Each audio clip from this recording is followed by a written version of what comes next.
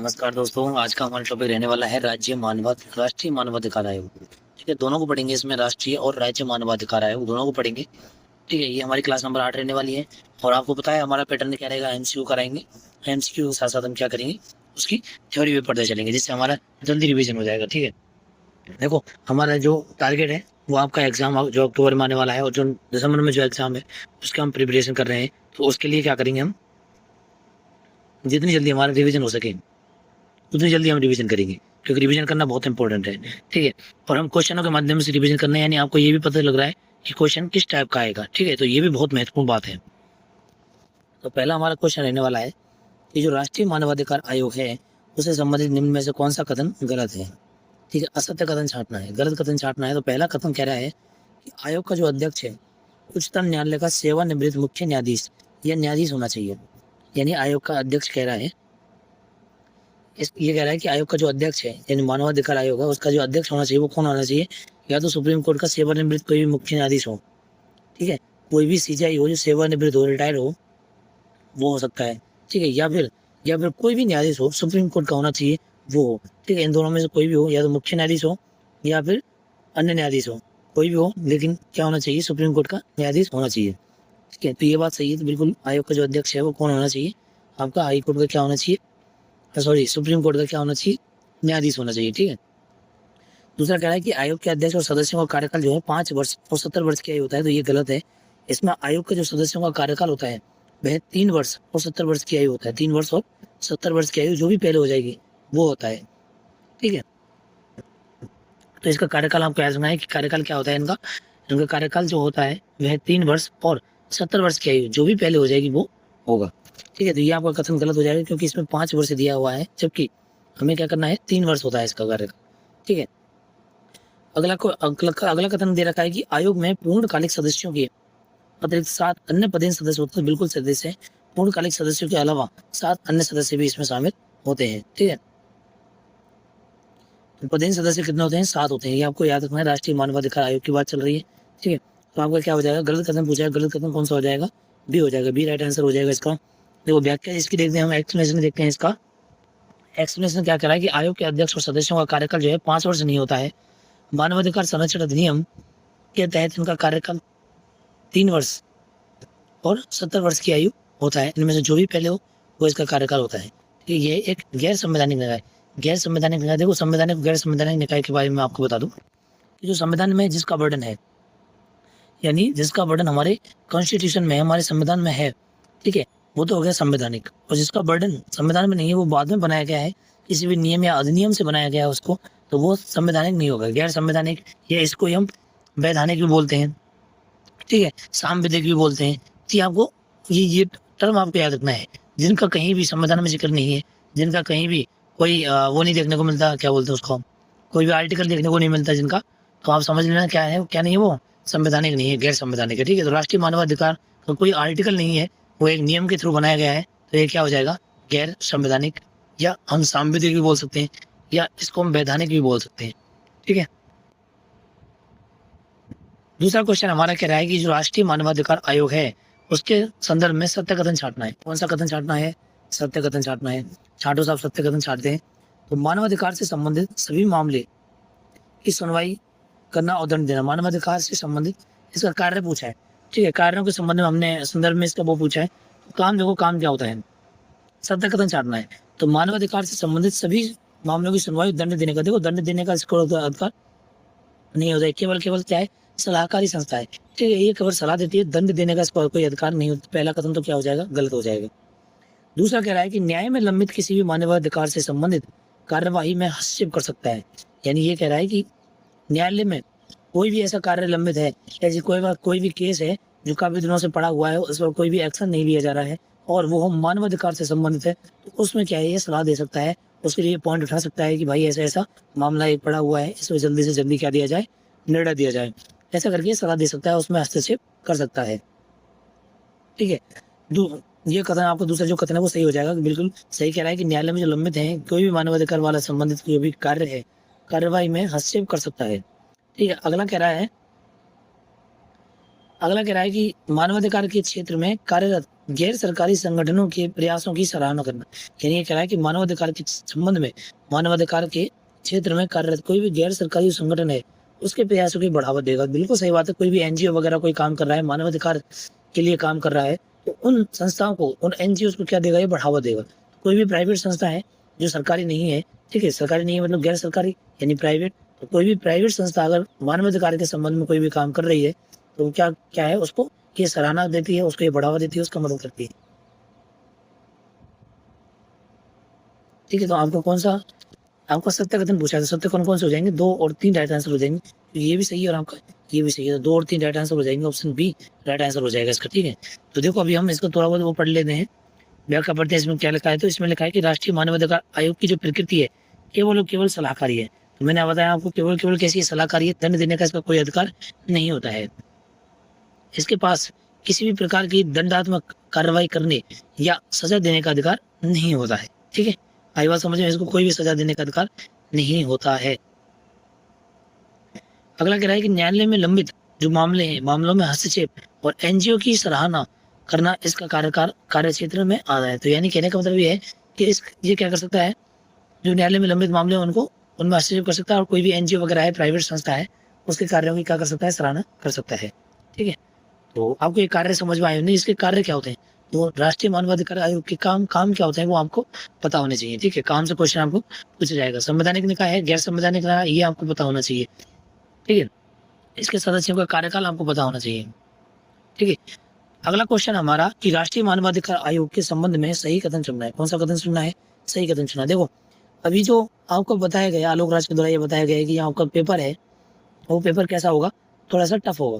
तो tough exam होगा तो उसके लिए क्या करेगा, ऐसे तो नहीं टफ के लिए कोई अलग से पेपर बनाया जाए, पेपर बनेगा, क्वेश्चन ये बनेंगे, लेकिन क्वेश्चनों में कथन वाले क्वेश्चन जोड़ दिए। जो पहले स्टैटिक क्वेश्चन ज्यादा आते थे उनमें कथन वाले क्वेश्चन होगी का बेटे जो है वो बढ़ जाएगा, तो इसलिए वो टफ हो जाएगा। जैसे अभी मैं क्वेश्चन दे रहा हूँ ये आसान नहीं है, इसके बारे में अगर आपको राष्ट्रीय मानवाधिकार आयोग के बारे में अगर आपको डीपली नॉलेज है तो आप सारे क्वेश्चनों को हल कर सकते हैं। ठीक है, इसमें ऐसा नहीं है कि एक कथन आया आपको और आपने ऑप्शन सही कर दिया, ऐसा भी नहीं होगा। ठीक है, कम से कम 2 से 3 कथन आपको आना जरूरी है, तब जाकर के आप ऑप्शन सही करोगे। तो कहने का मतलब आपको जो जहाँ 3 क्वेश्चन बन सकते थे वहाँ एक ही क्वेश्चन में कंपाइल करके वो दे रहा है, इसलिए जो एग्जाम की टफनेस इससे बढ़ जाती है।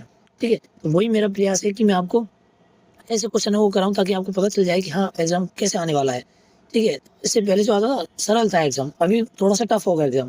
ठीक है, अभी हमारा जो नेक्स्ट क्वेश्चन रहेगा, तो नेक्स्ट क्वेश्चन हम देख लेते हैं। ये क्वेश्चन चला था क्वेश्चन नंबर 3, इसमें सही कथन पूछा है। कौन सा कथन पूछा है, सही कथन पूछा है। तो देखो ये एक सांविधिक निकाय है, सांविधिक निकाय तो बिल्कुल सही, मैंने बताया सांविधिक का मतलब जो संविधान में नहीं है, यानी गैर संवैधानिक या फिर वैधानिक, कोई भी 3 शब्द है, गैर संवैधानिक, सांविधिक और वैधानिक, तीनों शब्द का मतलब एक ही है, यानी जिसका वर्णन संविधान में नहीं है, ये बाद में कोई भी अधिनियम वगैरह से बनाया गया है, वो हो गया आपका। ठीक है, तो बिल्कुल सही बात है, आपका सांविधिक है। इसका गठन जो है 12 अक्टूबर 1994 में होता है, तो ये आपका गलत कथन हो जाएगा, क्योंकि इसका जो निर्माण है, इसका जो गठन है वो 1994 में ना होकर के इसका निर्माण 1993 में होता है। कब होता है, 1993 में इसका निर्माण होता है। तो ये आपको याद रखना है। ठीक है, ये है मानवाधिकारों के संरक्षण के प्रति देश की चिंता का प्रतीक है। ये कह रहा है कि मानवाधिकारों के संरक्षण के प्रति देश की चिंता का प्रतीक, बिल्कुल सही बात है कि मानवाधिकारों को जहां भी संरक्षण करना होगा ये संरक्षण करेगा, जहां भी मानवाधिकारों के प्रति चिंता दिखेगी वहां ये संरक्षण करने के लिए पहुंच जाएगा। तो कहने का मतलब ये मानवाधिकारों के संरक्षण के प्रति देश की चिंता का प्रतीक है। ठीक है, अगला कोई कथन कह रहा है कि यह है मानवाधिकार, जो मानवाधिकार है, मानवाधिकार भारत में न्यायालय द्वारा प्रवर्तनीय व्यक्ति के अधिकार है। यानी ये कह रहे जो मानवाधिकार है वो भारत में न्यायालय द्वारा प्रवर्तनीय व्यक्ति के अधिकार है। तो बिल्कुल सही बात है, धारा 12 की क्लॉज 1 का सब क्लॉज डी कहता है कि मानवाधिकार जो है भारत में न्यायालय द्वारा प्रवर्तनीय व्यक्ति के अधिकार होते हैं। ठीक है, तो ये आपके 3 कथन सही है, 70 कथन पूछा है, तो वो कौन कौन से सत्य हो जाएगा, 1, 3 और 4, यानी दूसरा कथन सत्य नहीं है, क्योंकि इसमें 1954 में लिखा है, 1994 लिखा है, इसकी जगह 1993 होता तो क्वेश्चन सही होता। ठीक है, तो 1, 3, 4 हो जाएगा, यानी ऑप्शन बी राइट आंसर हो जाएगा इसका। तो देखो केंद्रीय क्योंकि राष्ट्रीय मानवाधिकार आयोग जो है 12 अक्टूबर 1993 को इसका गठन होता है, इसका गठन संसदीय विधि द्वारा होता है, तो यह क्या है, सांविधिक निकाय है। ठीक है, तो ये आपको मैंने बता दिया। ठीक है, तो आपको कंफ्यूज नहीं होना है सांविधिक और संवैधानिक में। अगला क्वेश्चन है कि राष्ट्रीय मानवाधिकार आयोग के संदर्भ में कितने कथन असत्य हैं? कितने कथन असत्य हैं? असत्य कथन बताने, ठीक है, कथनों की संख्या बतानी है, ठीक है। तो इसमें कह रहा है कि इसके अध्यक्ष के रूप में केवल सेवानिवृत्त मुख्य न्यायाधीश को ही नियुक्त किया जा सकता है। तो ऐसा कुछ नहीं है कि केवल सेवानिवृत्त मुख्य न्यायाधीश को नियुक्त किया जाता है। इसमें केवल सेवानिवृत्त मुख्य न्यायाधीश को नहीं, इसमें अन्य न्यायाधीशों को भी शामिल किया जा सकता है, ठीक है। इसमें क्या कह रहा है, अगर यहाँ केवल नहीं लगाता तो सेवानिवृत्त मुख्य न्यायाधीश को नियुक्त किया जा सकता है, तो बिल्कुल किया जा सकता है। लेकिन इसने एक स्पेसिफिक करके दे दिया कि केवल और केवल क्या, आपका सेवानिवृत्त मुख्य न्यायाधीश। मैंने आपको पहले ही बताया था, जब स्टार्टिंग में पहला ही क्वेश्चन ये था हमारा, इसी से संबंधित था, तो उसमें मैंने आपको बताया था कि आपका जो इसका जो सदस्य है, इसका जो अध्यक्ष है, अध्यक्ष कौन बनेगा, सुप्रीम कोर्ट का मुख्य न्यायाधीश हो या फिर अन्य न्यायाधीश हो, लेकिन सेवानिवृत्त होने चाहिए, यानी रिटायर्ड होने चाहिए, रिटायर्ड मुख्य न्यायाधीश या अन्य न्यायाधीश। लेकिन ये कह रहा है केवल और केवल मुख्य न्यायाधीश, तो केवल और केवल रिटायर्ड मुख्य न्यायाधीश तो नहीं था, रिटायर्ड मुख्य न्यायाधीश के साथ साथ कौन था, अन्य न्यायाधीश भी था। तो ये कथन आपका गलत हो जाएगा, ठीक है। दूसरा कथन कह रहा है कि सदस्यों की नियुक्ति राष्ट्रपति मंत्रिमंडल की सिफारिश पर करता है। नहीं, मंत्रिमंडल की सिफारिश पर नहीं करता। इसके लिए, इसकी नियुक्ति के लिए एक 6 सदस्यीय कमेटी बनती है। क्या बनती है? 6 सदस्यीय कमेटी बनती है इसकी नियुक्ति के लिए। तो मंत्रिमंडल का इसमें कोई रोल नहीं होता, तो ये कथन भी क्या हो जाएगा, गलत हो जाएगा। क्या ये पुनः नियुक्ति के पात्र नहीं है? तो ऐसा नहीं है, ये पुनः नियुक्ति के पात्र होते हैं। तो जो राष्ट्रीय मानवाधिकार आयोग के सदस्य होते हैं वह पुनः नियुक्ति के पात्र होते हैं, ये आपको याद रखना है। देखो ये भी आपको याद रखना है, मैं 1-2 आयोग और पढ़ाऊंगा आपको, 3-4 आयोग पढ़ाऊंगा, 1-2 नहीं एक्चुअली, केंद्रीय सतर्कता आयोग पढ़ाऊंगा मैं आपको, ठीक है। आपको जो है जो सूचना आयोग है वो पढ़ाऊंगा, ठीक है। 2-3 आयोग और है महत्वपूर्ण, उन सबको पढ़ाऊंगा, ठीक है। तो उनमें क्या है, आपको ये याद रखना है कि कौन जो उनकी नियुक्त अध्यक्ष पुनः नियुक्ति के पात्र हैं और नहीं है। ऐसा करना, जैसे आप क्लास हो जाए ना, तो ये मैं भी डाल दूंगा आपको, ठीक है। कम्युनिटी पोस्ट आपको जो है पोस्ट डाल दूंगा चैनल पे, उसको भी देख लेना आप, या फिर शॉर्ट डाल दूंगा उसकी। तो आपको एक कंपेरिजन करके रखना है कि किस आयोग में नियुक्ति पुनः नियुक्ति के पात्र है और किस में नहीं है, क्योंकि इसमें भी आप कंफ्यूज होंगे, ठीक है।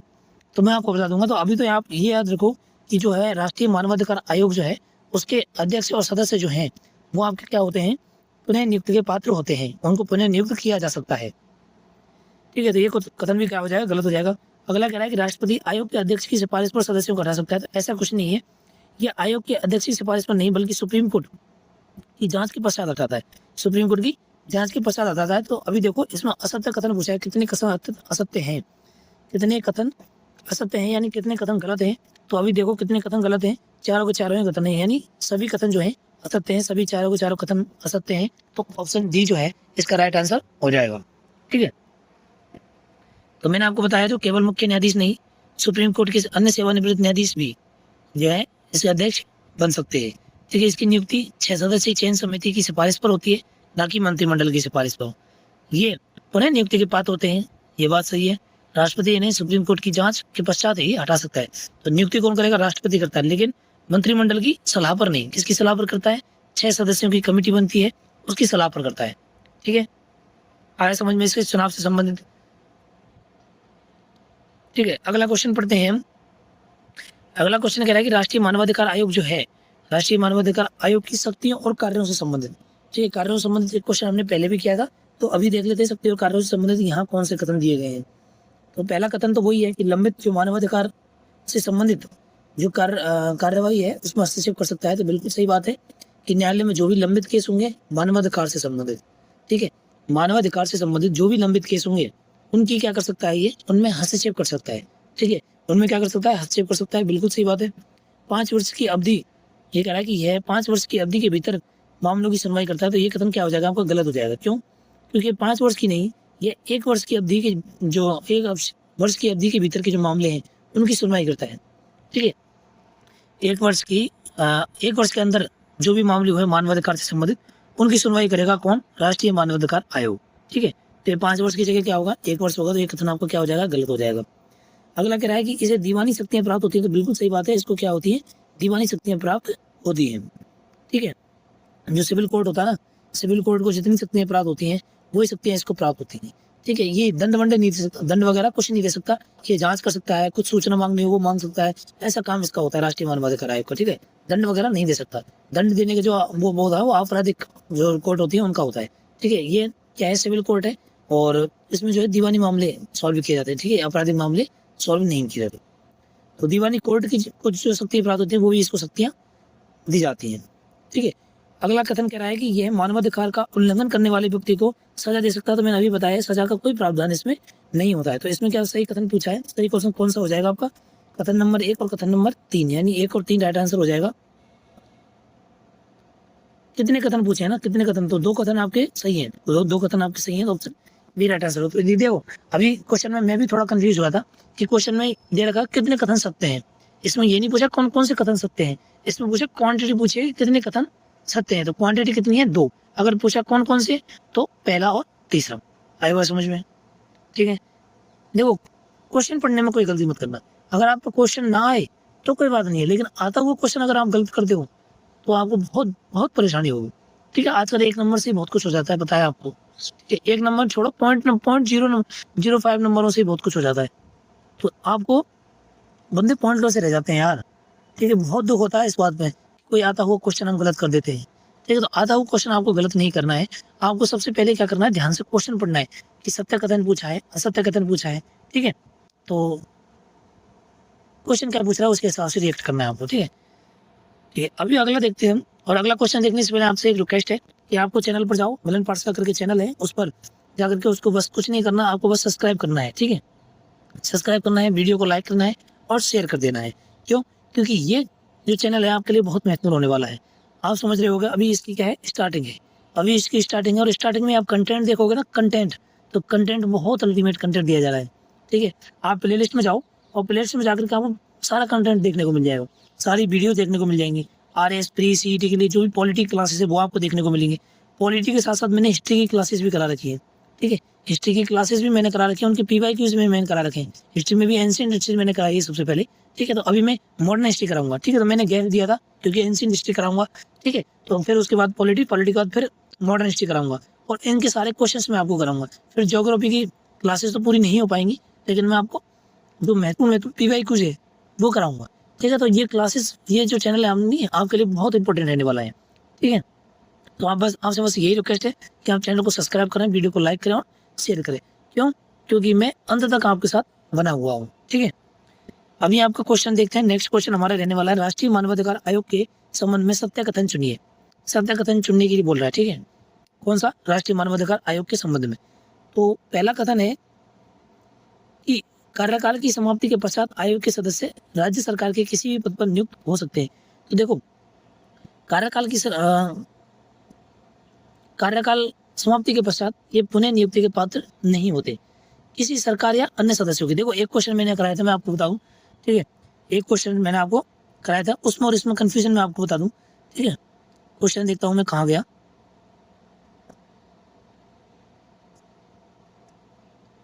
एक मिनट में आपको थोड़ा सा टाइम ले लेता हूँ, एक क्वेश्चन देख लेता हूँ। देखो हाँ, ये तो कह रहा था, इसमें तीसरा कथन कह रहा था पुनः नियुक्ति के पात्र नहीं है, जबकि उधर कह रहा है पुनः नियुक्ति के पात्र हैं राज्य केंद्र सरकार में। तो इसका डिफरेंस क्या है? डिफरेंस ये है कि अगर उसी पद पर पुनः नियुक्ति के पात्र हैं, ठीक है, अभी उस क्वेश्चन पर लेके जाता हूँ आपको, जो अभी चल रहा है हमारा। अब ये कह रहा है कि राज्य सरकार या केंद्र सरकार के अंडर में अगर किसी पद पर नियुक्त होना है तो नियुक्ति के पात्र नहीं है, ठीक है, पात्र नहीं है। समझ में आया? अगर उसी पद पर मतलब उसी पद पर जिससे वो सेवानिवृत्त हुआ है, रिटायर हुआ है, उसी पद पर पूरे नियुक्ति के पात्र है। कहने का मतलब मान के चलो इनका कार्यकाल 3 वर्ष 70 वर्ष की आयु तक होता है, ठीक है, जो भी पहले हो जाए। तो मान के चलो 70 वर्ष नहीं हुआ, किसी के 3 वर्ष हो गई, ठीक है, 3 वर्ष हो गई, तो क्या वह पुनः नियुक्ति के पात्र होगा उसी पद पर? तो बिल्कुल सही बात है, उसकी उसी पद पर पुनः नियुक्ति के पात्र होगा। लेकिन राज्य सरकार और केंद्र सरकार के अंडर में और किसी अन्य पद पर नियुक्ति के पात्र नहीं होगा। तो पहला कथन क्या हो जाएगा? गलत कथन हो जाएगा, ठीक है। समझ रहे हो क्या डिफरेंस है? क्या मैं आपको समझा पा रहा हूँ? क्या डिफरेंस है? समझा पा रहा हूँ तो कमेंट में बताएं, नहीं समझा पा रहा हूँ तो आप कमेंट में बताएं, मैं अगली क्लास में आपको फिर से और मेहनत करके समझाऊंगा, अच्छे से दूसरा तरीका समझाने का लाऊंगा, अगर ये तरीका आपको समझ में नहीं आया, ठीक है। दूसरा कथन कह रहा है, क्योंकि देख मैं खुद कंफ्यूज हुआ, जहाँ मैं कंफ्यूज हो रहा हूँ, तो मैं भी जब स्टूडेंट हूँ तो आपको भी क्या है, स्टूडेंट की तरह, जब मैं कंफ्यूज हो रहा हूँ तो आप तो स्वाभाविक कन्फ्यूज होने ही हो, ठीक है, कंफ्यूज होने ही हो। तो इसलिए आपके कंफ्यूजन को दूर करने के लिए मैं पहले से ही आपको बता के चल रहा हूँ कि यहाँ कंफ्यूज होते हैं बंदे, ठीक है, तो आपको कंफ्यूज नहीं होना है। दूसरा कथन कह रहा है कि यह मानवाधिकार के उल्लंघन पर पीड़ित को आर्थिक सहायता स्वयं नहीं देता। तो बिल्कुल सही है, आर्थिक सहायता स्वयं नहीं देता है। आयोग की सिफारिश पर की गई कार्रवाई के संबंध में सरकार द्वारा उसे सूचित किया जाता है। यानी कहने का मतलब ये कह रहा है कि आयोग जो है, राष्ट्रीय मानवाधिकार आयोग जो है, उस पर की गई कार्रवाई के संबंध में सरकार द्वारा उसे सूचित किया जाता है। तो बिल्कुल सही बात है, सरकार उसे सूचित करेगी। तो ये भी कथन आपको सही हो जाएगा, 2 और 3 राइट आंसर हो जाएगा, यानी ऑप्शन बी इसका राइट आंसर हो जाएगा, ठीक है। अगला क्वेश्चन चलते हैं, राष्ट्रीय मानवाधिकार आयोग कितने समय से अधिक पुराने मामलों की जांच नहीं कर सकता। तो 1 साल की, मैंने आपको बताया था 1 साल से अधिक पुराने मामलों की जांच नहीं कर सकता। 1 साल के भीतर के जो मामले हैं उनकी जांच करेगा, ठीक है। मानवाधिकार संरक्षण अधिनियम के तहत आयोग के पास केवल उन मामलों की जांच करने का अधिकार है जो घटना घटित होने की तारीख से 1 वर्ष के भीतर उसके संज्ञान में आते हैं। आज बात समझ में, एक क्वेश्चन में पहले भी करा चुका हूँ, तो इसमें ज़्यादा समझाने वाली बात नहीं है। अगला क्वेश्चन हमारा रहेगा कि आयोग द्वारा की गई सिफारिशों पर सरकार को कितने समय में आयोग को सूचित करना होता है कि उसने क्या कार्रवाई की है। यानी ये कह रहा है कि आयोग के द्वारा की गई सिफारिशों पर सरकार कितने समय में आयोग को सूचित करेगी कि यह कार्रवाई हो गई। यानी कहने का मतलब कोई भी मानवाधिकार का कोई भी मामला है और जो आयोग है वो सरकार को बोलेगा कि सर ऐसा ऐसा मामला है, वो इस मामले को सही करना है, तो सरकार कितने महीने के अंदर उसको फिर से सूचित करेगी कि भाई तुम्हारा काम हो गया या वो नहीं हुआ है, जो भी है, ठीक है। तो वो 1 महीने का टाइम देती है। कितने महीने का टाइम देती है? 1 महीने का टाइम देता है आयोग, और 1 महीने के अंदर सरकार को उस पर कोई भी निर्णय लेती है नहीं लेती है, उसकी सूचना किसको देनी होती है? राष्ट्रीय मानवाधिकार आयोग को देनी होती है। यानी सरकार आयोग की सिफारिशों को मानने के लिए बाध्य नहीं है, परंतु सरकार को 1 महीने के समय में आयोग को सूचित करना होता है, ठीक है। तो 1 महीने का समय है, 1 महीने के समय में आयोग को क्या करना पड़ेगा? सूचित करना पड़ेगा। सशस्त्र बलों के मामले में देखें, अगर यही मानवाधिकार संबंधित जो भी आपका पॉइंट है वो सशस्त्र बलों से संबंधित है, तो सशस्त्र बलों में 3 महीने की अवधि दी जाती है। कितने महीने की अवधि दी जाती है? 3 महीने की। तो याद रखना, एक तो 1 महीने की और सशस्त्र बलों के लिए 3 महीने की दी जाती है। आई बात समझ में? ठीक है, उम्मीद करता हूँ ये आपको समझ में आया होगा, ठीक है। नेक्स्ट हमारा चलते हैं कि आयोग के सदस्यों के वेतन भत्ते सेवा शर्तें का निर्धारण कौन करेगा। देखो, इनकी नियुक्ति कौन करता है? इनकी नियुक्ति करता है राष्ट्रपति, ठीक है। किसकी सिफारिश पर? 6 सदस्यीय समिति बनती है, उसकी सिफारिश पर, ठीक है। कार्यकाल 3 वर्ष या 70 वर्ष की आयु तक, जो भी पहले हो जाएगा वो करेगा। क्या अपने पद पर पुनः नियुक्ति के पात्र हैं? नहीं है, सॉरी, अपने पद पर पुनः नियुक्ति के पात्र हैं, लेकिन राज्य सरकार और केंद्र सरकार के किसी अन्य पद पर नियुक्ति के पात्र नहीं है। आगे बात समझ में?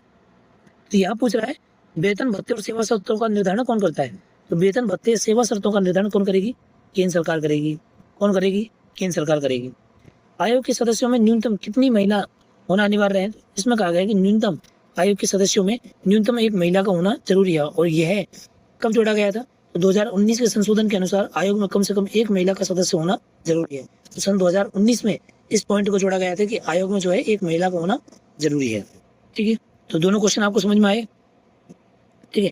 नेक्स्ट हमारा क्वेश्चन रहेगा कि राष्ट्रीय मानवाधिकार आयोग के अध्यक्ष और सदस्यों की नियुक्ति हेतु गठित चयन समिति में कौन शामिल नहीं थे? बहुत इंपॉर्टेंट क्वेश्चन, ठीक है, ये है टफ, ठीक है। वो क्वेश्चन जो आ रहे थे वो ऊपर से आ रहे थे, इसके काम हो गए, कार्यकाल हो गया, नियुक्ति हो गई, ठीक है, कितने महीने तक सरकार जवाब देगी, ये हो गए ऊपर के मामले।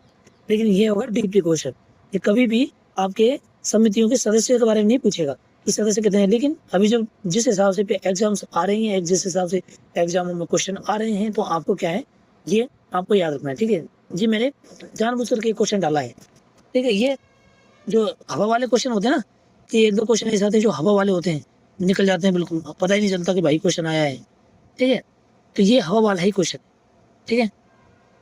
तो इसमें देखो 6 सदस्यीय समिति में कौन शामिल नहीं होता है, तो मैं आपको बता दूं, राज्यसभा का जो सभापति है वो इसमें शामिल नहीं होता। देखो कौन कौन शामिल होते हैं 6 सदस्यों में। देखो, प्रधानमंत्री होता है जो कि इसका अध्यक्ष होगा, ठीक है। लोकसभा का अध्यक्ष होगा, राज्यसभा का उपसभापति होगा, यानी लोकसभा का तो अध्यक्ष। फिर अगर देखो यही तो कंफ्यूज होते हैं, आपको एक याद है, मान लो आपको याद है कि लोकसभा का अध्यक्ष इसमें शामिल होता है, तो आप क्या करेंगे, राज्यसभा का अध्यक्ष भी इसमें शामिल होगा? ऐसा नहीं है, लोकसभा का तो अध्यक्ष शामिल होता है, और राज्यसभा का उपसभापति जो है इसमें शामिल होता है। ठीक है, 3 सदस्य हो गए, दोनों सदनों के विपक्ष के नेता, यानी लोकसभा और राज्यसभा में दोनों सदनों के विपक्ष के नेता हो गए, और केंद्रीय गृह मंत्री इसमें शामिल होगा।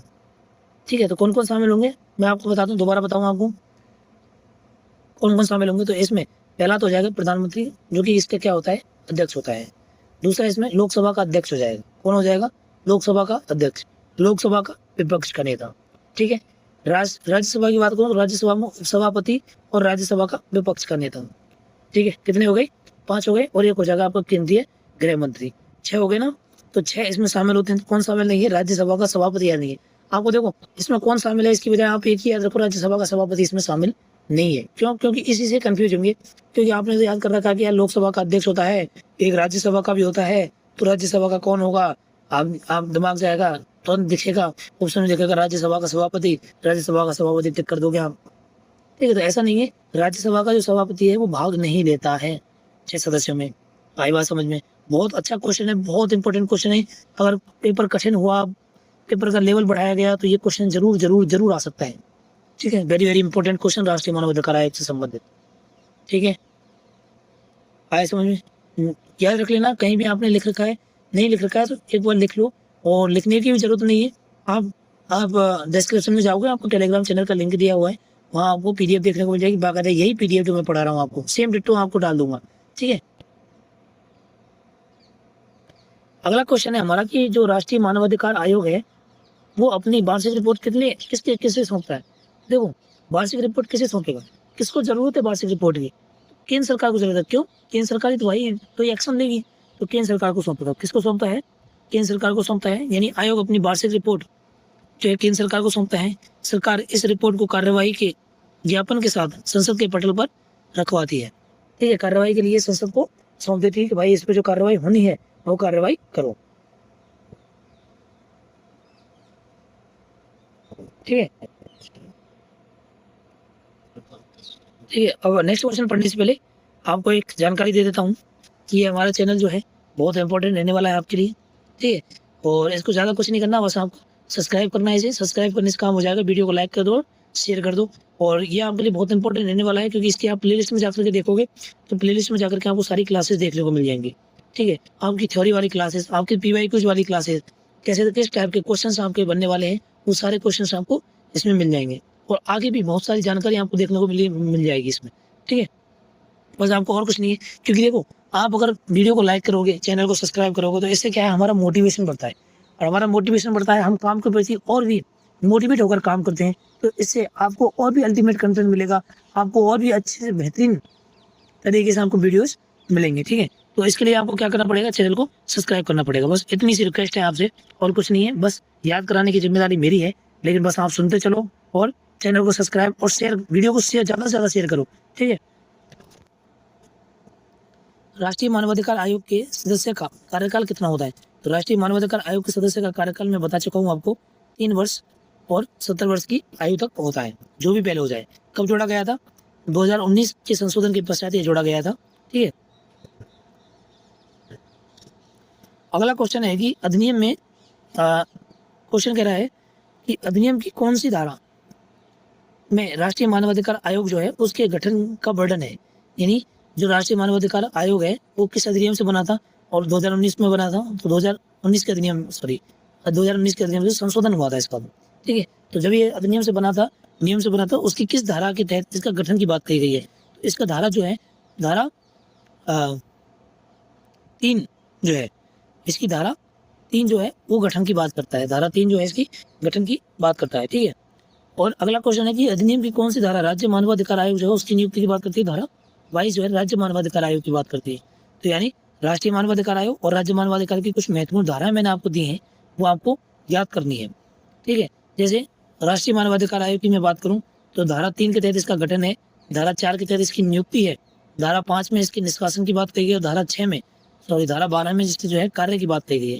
ठीक है, तो यहाँ आपकी 4 धाराएं याद रखनी है। ठीक है, उसी प्रकार से अगर मैं राज्य मानवाधिकार आयोग की बात करूं तो उसमें गठन जो है धारा 21 के तहत, नियुक्ति जो है धारा 22 के तहत, निष्कासन धारा 23 के तहत, और कार्यकाल जो है धारा 24 के तहत बताया गया है। तो आपके ये दोनों धाराएं आपके लिए याद रखनी है, कौन सी, एक तो आपके राष्ट्रीय निर्वाचन आयोग और राष्ट्रीय मानवाधिकार आयोग की और राज्य मानवाधिकार आयोग दोनों की। नेक्स्ट हमारा रहेगा कि राजस्थान राज्य मानवाधिकार आयोग के संबंध में सही कथन पर विचार कीजिए। यानी ये कह रहा है कि राजस्थान राज्य मानवाधिकार आयोग के संबंध में सही कथन पर विचार करना है कि आयोग के अध्यक्ष वर्तमान में गंगाराम मूलचंदनी है। ठीक है, गंगाराम मूलचंदनी अभी वर्तमान अध्यक्ष नहीं है, पहले अध्यक्ष हुआ करते थे। ठीक है, वर्तमान कौन है मेरे को अभी याद नहीं आ रहा, तो आप गूगल पे जाकर देख सकते हो वर्तमान में इसके कौन अध्यक्ष है। ठीक है, आयोग के अध्यक्ष और सदस्यों को पद से हटाने की शक्ति राष्ट्रपति के पास होती है, तो बिल्कुल सही है, राष्ट्रपति पद से हटाता है, लेकिन सुप्रीम कोर्ट क्या करेगा, इनकी जांच करेगा। क्या करेगा, सुप्रीम कोर्ट इनकी जांच करेगा। सॉरी, ये क्या करेगा, राज्य की राजस्थान राज्य की ना हाईकोर्ट जांच करेगा। यानी नियुक्ति को करेगा राज्यपाल, नियुक्ति कौन करेगा, राज्यपाल, लेकिन हटाएगा कौन इनको, राष्ट्रपति हटाएगा। तो केवल 2 इसका राइट आंसर हो जाएगा, बी राइट आंसर हो जाएगा। ठीक है, यानी ये कह रहा है कि जो राज्य आयोग है उसके सदस्यों की नियुक्ति तो राज्यपाल करेगा, लेकिन इसको पद से हटाने की शक्ति किसके पास है, केवल और केवल राष्ट्रपति के पास है। ठीक है, अगला क्वेश्चन है, राज्य मानवाधिकार आयोग से संबंधित कौन सा कथन गलत है। गलत कथन छांटना है हमें। तो 1 वर्ष से ज्यादा पुराने मामलों की सुनवाई कर सकता है, तो मैंने बताया था चाहे आपके राष्ट्रीय मानवाधिकार आयोग हो चाहे राज्य मानवाधिकार आयोग, दोनों में सेम कंडीशन है कि वो 1 वर्ष से ज्यादा के जो पुराने मामले हैं उनकी सुनवाई नहीं कर सकता। तो ये गलत कथन हो जाएगा आपका। अध्यक्ष और सदस्यों की पुनः नियुक्ति की जा सकती है, बिल्कुल की जा सकती है, अध्यक्ष और सदस्यों की पुनः नियुक्ति की जा सकती है। ठीक है, तो आपका गलत कथन पूछा तो केवल 1 हो जाएगा। अगला क्वेश्चन है, राज्य मानवाधिकार आयोग जो है, राज्य मानवाधिकार आयोग के संबंध में कौन सा कथन असत्य है। असत्य कथन देखो कि केवल राज्य सूची से संबंधित मामलों पर ही शिकायत की जा सकती है। ये कह रहा है केवल राज्य सूची के विषयों पर जो है, ये कह रहा है केवल राज्य सूची के संबंधित विषयों पर ही शिकायत की जा सकती है। राज्य मानवाधिकार आयोग राज्य सूची के विषय पर ही सूचना देगा, बिल्कुल सही बात है। अध्यक्ष के निष्कासन की प्रक्रिया उच्च न्यायालय की जांच के बाद राष्ट्रपति द्वारा होती है, बिल्कुल सही है। यानी देखो, आपको याद रखना है कि जो राष्ट्रीय मानवाधिकार आयोग उसमें जो है, उसमें हाईकोर्ट जांच करेगा, तब सुप्रीम कोर्ट जांच करेगा, और कौन हटाएगा, राष्ट्रपति हटाएगा। नियुक्त कौन करता है, राष्ट्रपति। जबकि राज्य मानवाधिकार आयोग की मैं बात करूं तो उसमें जो सदस्य हैं उसकी नियुक्ति कौन करेगा, राज्यपाल करेगा। हटाएगा कौन, राष्ट्रपति हटाएगा। जांच कौन करेगा, हाईकोर्ट करेगा। आई बात समझ में? ठीक है, हुआ कंपैरिजन क्लियर। तो 1 और 2 तो कथन हो गए सही। तीसरा कह रहा है कि वेतन भत्ते उच्च न्यायालय के मुख्य न्यायाधीश के समान होते हैं। तो इसमें वेतन भत्ते उच्च न्यायालय के मुख्य न्यायाधीश जो है उसके समान नहीं होते। क्या पूछ रहा है, अध्यक्ष के वेतन और भत्ते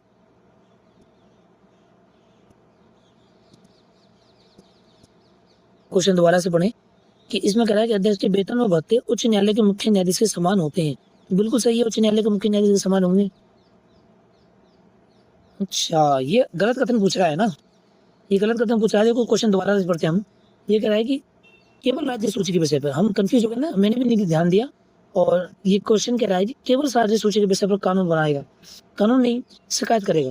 तो केवल राज्य सूची के विषय पर नहीं करेगा। इसके सामने क्या होती है, राज्य सूची के विषय भी होते हैं और संवर्ती सूची के विषय भी होते हैं, दोनों विषय होंगे। तो ये कथन क्या हो जाएगा, आपका गलत हो जाएगा। तो मैंने केवल पे ध्यान दिया, मैंने राज्य सूची के विषय पर ध्यान दिया, तो इसके लिए मैं माफी चाहता हूँ, क्योंकि मेरी नजर केवल पर नहीं गई। तो आपको ऐसे ही बहुत अच्छे से कथन को पढ़ना है। ठीक है, दूसरा कह रहा है कि अध्यक्ष के निष्कासन की प्रक्रिया राष्ट्रपति करेगा, बिल्कुल सही है, लेकिन उच्च न्यायालय की, ओके, इसमें भी क्या है, उच्च न्यायालय की सिफारिश नहीं होगी, इसमें भी क्या होगी, सुप्रीम कोर्ट की सिफारिश होगी। यानी चाहे राष्ट्रीय मानवाधिकार आयोग हो चाहे राज्य मानवाधिकार आयोग हो, दोनों में क्या करेंगे, जो सुप्रीम कोर्ट है वो आपकी जांच करेगी। ठीक है, तो ये भी कथन क्या हो जाएगा, गलत हो जाएगा। केवल ये कथन सही है। गलत कथन पूछा है 1 और 2, यानी ऑप्शन ए राइट आंसर हो जाएगा। मैंने क्वेश्चन कथन को ध्यान से नहीं पढ़ा, तब जाके मेरे से गलती हुई है। वो आज से भी गलती हो सकती है, तो मैं गलती को स्वीकार कर रहा हूँ। क्यों? क्योंकि इनमें गलती होती है, इसलिए मैं आपको कह रहा हूँ ध्यान से आपको सॉल्व करना है ये चीजें। तो हमारा ये लास्ट क्वेश्चन है। ठीक है, हमारा ये लास्ट क्वेश्चन है। तो राज्य मानवाधिकार आयोग के अध्यक्ष के संबंध में गलत कथन चुनना है। अध्यक्ष के संबंध में गलत कथन, तो पहला है कि पद रिक्त होने के स्थिति में राज्यपाल किसी सदस्य को कार्यवाहक अध्यक्ष की नियुक्ति कर सकता है। तो बिल्कुल सही है, अपने पद पर पुनः नियुक्ति के पात्र होते हैं। ठीक है, कदाचार सिद्ध होने पर उच्च न्यायालय की जांच नहीं होती। इसमें किसकी होती है, अभी बताया मैंने, सुप्रीम कोर्ट की जांच होती है। ठीक है, तो पहला बी कथन गलत हो जाएगा। अगला कह रहा है कि कार्यकाल 3 वर्ष 70 वर्ष की आयु, बिल्कुल सही है।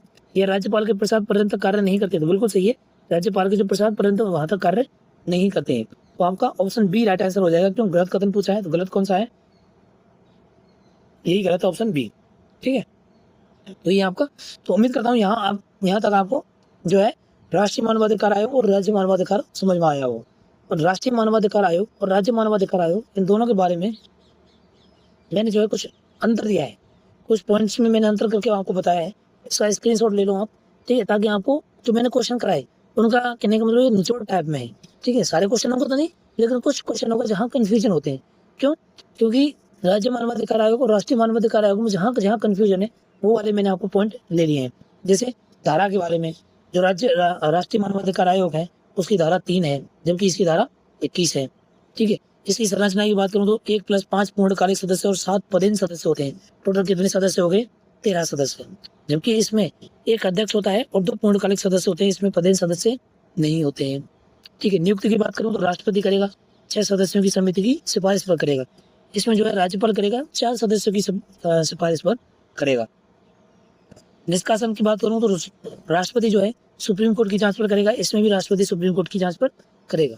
अधिकार क्षेत्र की बात करूं तो इसमें संघ सूची, राज्य सूची, संवर्ती सूची तीनों आते हैं, जबकि राज्य मानवाधिकार आयोग केवल राज्य सूची और संवर्ती सूची, इसमें संघ सूची का कोई रोल नहीं होता है। तो ये जो कंफ्यूजन करने वाले पॉइंट्स है वो मैंने आपको यहाँ कंपाइल करके दे दिए हैं। आपको क्लास पसंद आई है तो क्लास को शेयर करें, चैनल को सब्सक्राइब करें। ये चैनल को सब्सक्राइब करने की मैं आपको क्यों बोल रहा हूँ, क्योंकि आप प्लेलिस्ट में जाकर के देखोगे बहुत इंपॉर्टेंट क्लासेस आपको यहाँ देखने को मिल जाएंगी। ठीक है, और आपके लिए बहुत अल्टीमेट कंटेंट में दे रहा हूँ, इसके लिए बहुत मेहनत लगती है। क्वेश्चन ढूंढना, क्वेश्चनों को की पीपीटी बनाना, फिर आपके लिए मैं भी ऐसा नहीं है कि मैं आपको डायरेक्ट क्वेश्चन लेकर मैं आपको आपके लिए लेकर आ गया। मैं उस टॉपिक को पहले पढ़ूंगा। ठीक है, उस टॉपिक से रिलेटेड मेरे जो भी डाउट होंगे मैं उन डाउटों को नोट करता हूँ कि मुझे डाउट कहाँ आया, मुझे कन्फ्यूजन कहाँ हुआ। ठीक है, उसके बाद मैं आपको पढ़ाता हूँ, उसके बाद मैं आपको क्वेश्चन कराता हूँ, ताकि जहाँ जहाँ मुझे कन्फ्यूजन हुआ है वहाँ आपको कन्फ्यूजन ना हो। ठीक है, जहाँ जहाँ मुझे कन्फ्यूजन हो उस कन्फ्यूजन को मैं आपको बता दूँ, ताकि एग्जाम में आप कन्फ्यूज ना हो। ठीक है, इसलिए मैं खुद मेहनत करता हूँ। तो एक क्लास के लिए उसको कंटेंट तैयार करना, फिर क्वेश्चन ढूंढना, पीपीटी बनाना, फिर उसके लिए पढ़ाई करना, उसके लिए मैं खुद स्टडी करूँगा, मेरे नोट्स की को अच्छे से याद करूँगा, फिर मैं डाउट देखूंगा कि कहाँ कहाँ मुझे डाउट आए हैं। ठीक है, फिर मैं क्वेश्चन सॉल्व करूँगा, जो मैंने जो प्रीवियस ईयर के जो क्वेश्चन आपके लिए कंपेयर किए उन क्वेश्चनों को सॉल्व करूँगा। उन क्वेश्चनों में मैं कहाँ कन्फ्यूज हुआ, उन क्वेश्चनों में कहाँ कन्फ्यूज हुआ वो नोट करूँगा, तब जाकर के मैं आपको क्लास लेकर आता हूँ।